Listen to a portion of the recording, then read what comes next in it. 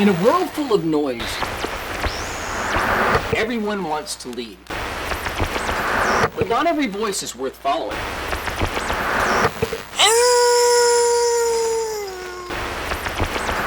Some lead with fear. Some promise what they can't deliver. Some just love the sound of their own voice. But then there's the voice of the shepherd. In this week's Torah portion, Moses prepares to pass the mantle of leadership. But his final request isn't about legacy or bloodline or control. It's about the flock. He pleads for a leader who will know the people, every one of them, who will walk before them, guide them, protect them. A true shepherd. Let's talk about what separates the hireling from the good shepherd in this week's 5-Minute Torah.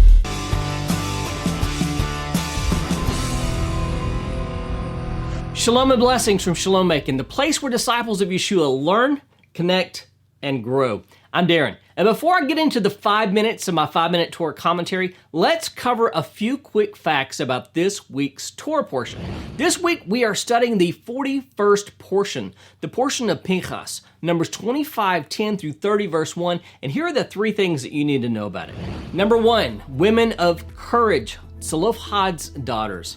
In a powerful display of faith and justice, 5 sisters, Machlah, Noah, Hoglah, Milcah, and Tirzah stepped forward to challenge inheritance laws.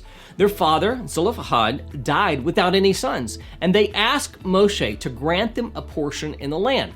God affirms the request, changing the legal precedent to include daughters in cases where no sons exist. Their courage not only secures their family's legacy, but reshapes the future for generations of Israelite women. These daughters model righteous advocacy, showing how faith-filled persistence can bring about righteous change within the framework of Torah. Number 2, a new generation, leadership and legacy. With the death of the wilderness generation, a new census is taken, this time preparing Israel for conquest and inheritance in the Promised Land. As Moshe nears the end of his life, he asks God to appoint a successor.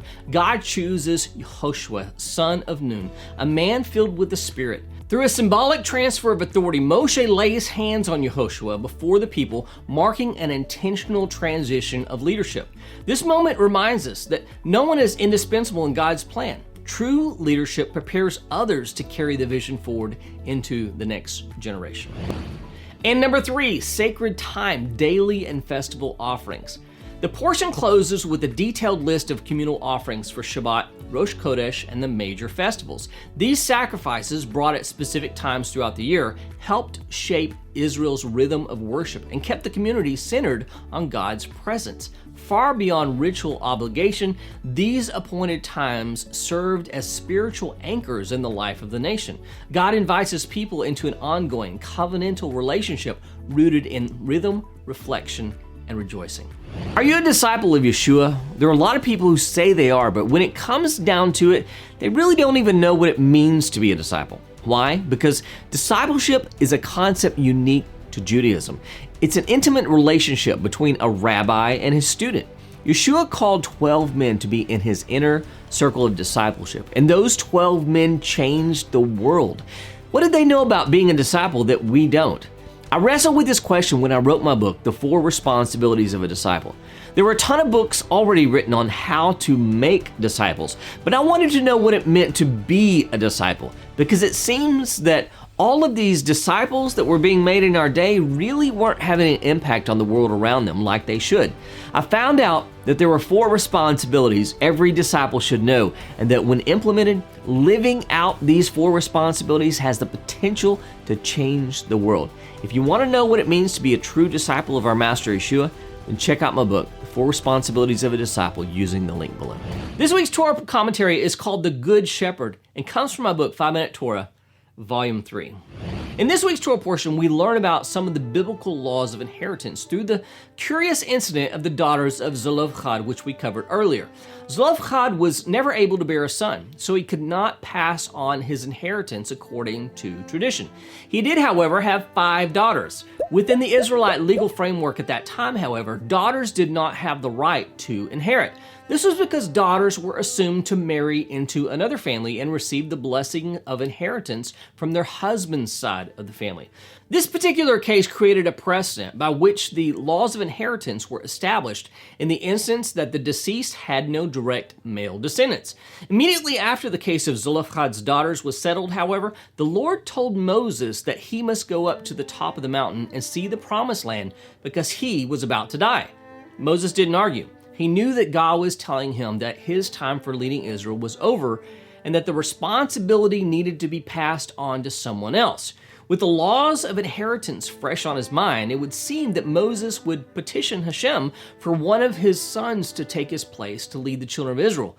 But Moses, in his humility, rather than give preferential treatment to one of his sons, prioritized the welfare of the nation.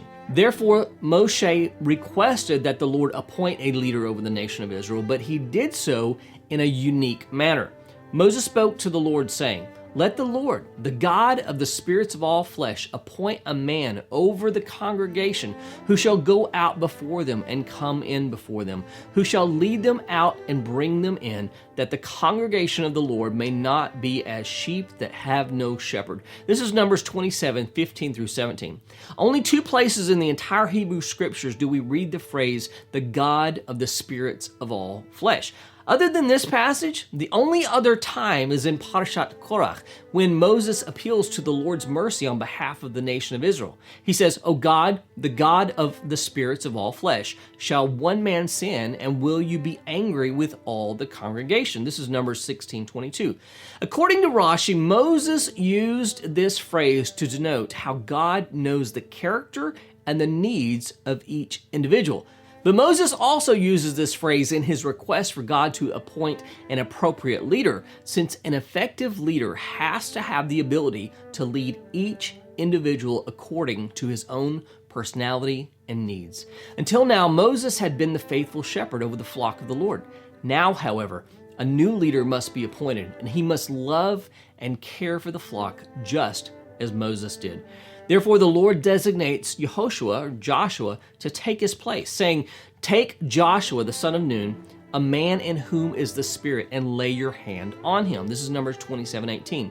Joshua was next in line and would lead the children of Israel after the death of Moses. He would lead them physically and spiritually. He would take them to the promised land, and he would be the mouthpiece of the Almighty to them.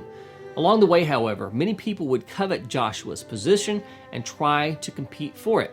However, there can be only one true shepherd, and the sheep know his voice.